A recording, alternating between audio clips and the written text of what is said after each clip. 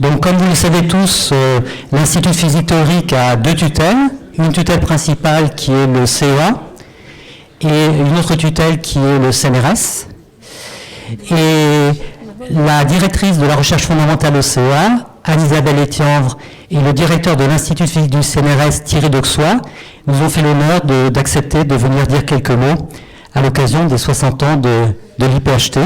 Donc je vais passer la parole à Anne-Isabelle Etienvre. Bonjour à toutes et bonjour à tous. C'est bien sûr un grand plaisir et puis aussi un grand honneur d'être parmi vous aujourd'hui aux côtés de Thierry Dauxois pour les 60 ans de ce bel institut qu'est l'IPHT.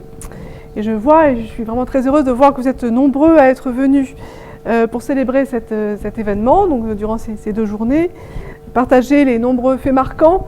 Je vois que ce matin, vous avez donc passé un certain moment ensemble à traverser ainsi, de façon accélérée, l'histoire de l'Institut.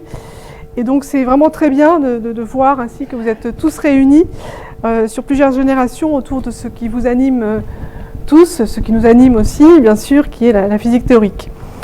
Alors le service de physique théorique, vous le savez évidemment, devenu par la suite Institut de physique théorique, est né formellement en 1963, et donc nous arrivons à 60 ans aujourd'hui. Il a rejoint ce site agréable en 1968. Y verrons-nous un signe d'émancipation? Je ne sais pas, mais en tout cas il est ici depuis 1968. Mais les activités de physique théorique, je pense que vous avez dû l'aborder ce matin, bien évidemment, ont été présentes dès la création du CEA après-guerre, avec une importance évidemment pionnière et croissante au fil des ans.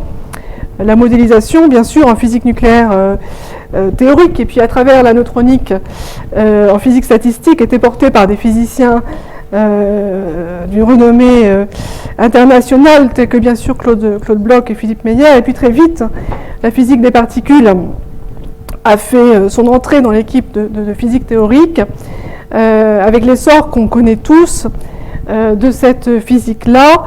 Je ne suis pas biaisée dans le domaine, donc de cette physique-là, l'essor bien sûr de la théorie quantique des champs, la théorie des corps, l'astrophysique, la physique de la matière condensée, ou encore les systèmes biologiques. Et donc on le voit, c'est un institut dont les thèmes de recherche ont su se renouveler au fil des décennies, se positionnant sur un spectre très large, avec des expertises pointues, vraiment très reconnues au niveau international.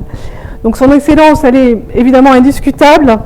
Alors quand on parle d'excellence, évidemment on a toujours en tête quelques indicateurs qui sont ce qu'ils sont, mais qui sont, je le crois, indiscutables. Et ces indicateurs, eh bien, c'est par exemple la chance d'avoir plusieurs membres de l'Académie des sciences parmi les membres de l'IPHT, de nombreux prix et distinctions très prestigieux aux chercheurs de l'Institut. On en compte plus d'une centaine, 5 encore en 2023, preuve de la vitalité. Autre indicateur d'excellence, les ERC, bien sûr. Vous en avez beaucoup, 6 en cours, 22 depuis la création de ces financements prestigieux. Ce sont là évidemment des indicateurs éloquents. Il y en a bien d'autres tels que le nombre de publications, là aussi particulièrement important, et des publications majeures. On pourrait aussi citer les ouvrages nombreux que vous avez écrits les uns et les autres et qui font date. J'y reviendrai un tout petit peu plus tard.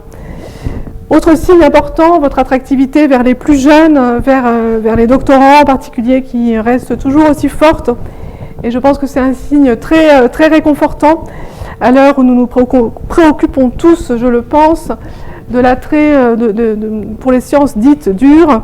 Voilà, c'est un sujet, je pense, de préoccupation pour nous tous. C'est un sujet au cœur de réflexion de la SFP ou de l'Académie des sciences, mais aussi du CEA et du CNRS.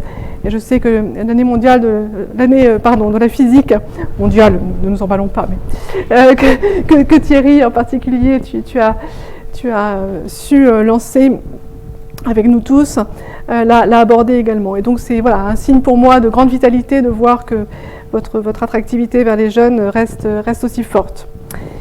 Donc votre rayonnement au niveau international, je le disais, est vraiment remarquable. Je l'ai moi-même constaté très régulièrement, et je me permettrai juste deux petites anecdotes récentes.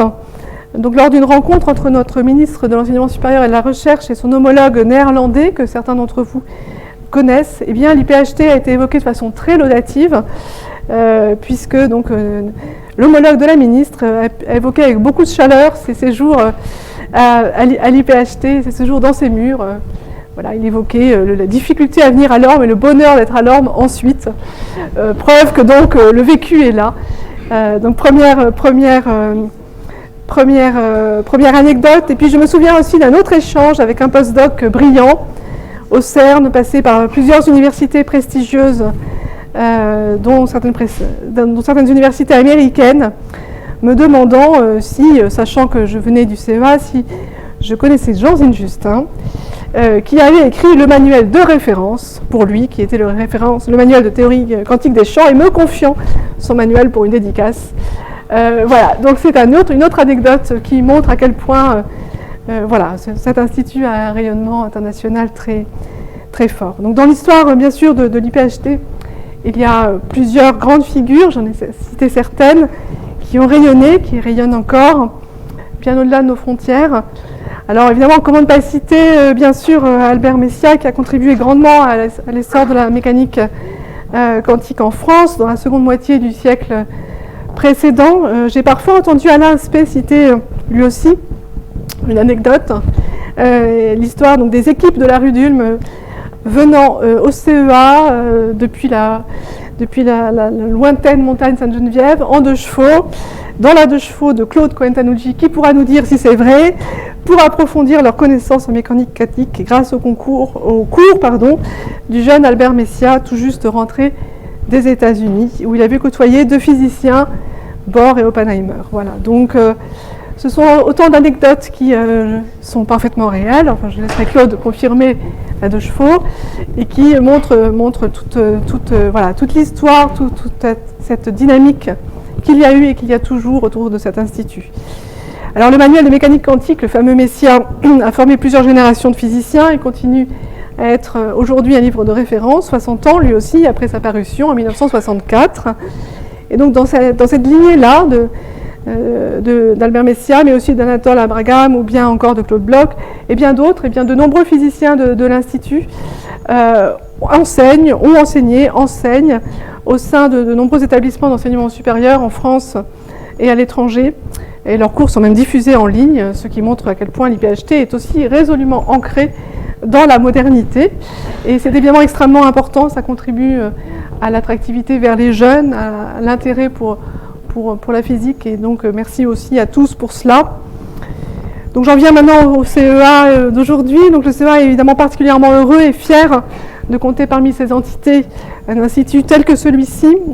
Au sein de la DRF, ces liens sont très forts avec des chercheurs expérimentateurs de plusieurs instituts, l'IRFU et l'IRAMIS en particulier, mais aussi d'autres, puisque vous avez su vraiment cultiver l'interdisciplinarité qui de toute façon fait partie intégrante de la physique théorique. Et donc quand on est un simple physicien expérimentateur comme je le fus, pouvoir faire appel aux ressources intellectuelles de la physique théorique, eh bien c'est essentiel, et j'ai moi-même pu bénéficier des lumières de Stéphane lorsque j'étais en thèse, et puis de Géraldine Servant quand j'ai travaillé au CERN, et ça a toujours été un grand bonheur. Et donc je pense que ce lien avec les physiciens expérimentateurs, pas uniquement les physiciens d'ailleurs maintenant, est vraiment extrêmement important, et je pense que c'est important de continuer à le cultiver, de cultiver les thèses en commun, les passerelles entre les disciplines. C'est très important, et on a la chance d'avoir justement ce site du CEA au sens large. Certes, l'Orme n'est pas le centre de Paris-Saclay, le cœur dur, mais il est quand même juste à côté. Et donc continuer à cultiver cette proximité intellectuelle et physique est vraiment très important. Donc bien sûr, je laisserai à Thierry le soin d'exprimer ce que l'IPHT représente pour le CNRS, mais je suis vraiment très heureuse qu'on puisse exercer conjointement cette tutelle pour un partenariat au long cours qui est très structurant pour nos 2 organismes. Et donc pour terminer, je voudrais remercier très chaleureusement celles et ceux qui permettent à l'IPHT d'être ce qu'il est, chercheurs de tous horizons, étudiants, doctorants, postdoctorants, et puis bien sûr l'ensemble du personnel qui contribue à la vie de ce laboratoire. Alors donc je souhaite à l'IPHT un très bel anniversaire, 60 ans finalement, c'est très jeune. Et donc on compte sur vous pour penser, modéliser, à prédire les découvertes de demain, d'après-demain, contribuer à plein de défis. Alors, je ne vais pas tous les citer, mais je compte sur vous, bien sûr, pour contribuer au futur complexe, c'est moins qu'on puisse dire, de la physique des particules. Vous le faites déjà vraiment très bien, au défi de l'ordinateur quantique, à la modélisation des supraconducteurs de demain, à la compréhension de l'univers. Nous avons encore vu cette semaine, avec les premières images d'Euclide, à quel point nous pouvons collectivement, là en l'occurrence c'est un exemple de collaboration entre l'IRFU et l'IPHT, mais comment nous pouvons collectivement contribuer aux connaissances les plus fondamentales, ou bien encore la modélisation de la ville de demain. Donc les défis ne manquent pas, ils s'inscrivent par essence dans un temps long, et donc je suis certaine que nous aurons encore le plaisir de voir de beaux résultats produits par l'IPHT. Donc profitez pleinement de ces journées. Un grand merci pour cette invitation aujourd'hui. J'ai qu'un regret, c'est de ne pas pouvoir passer plus de temps avec vous. En tout cas, profitez-en pleinement. Merci beaucoup.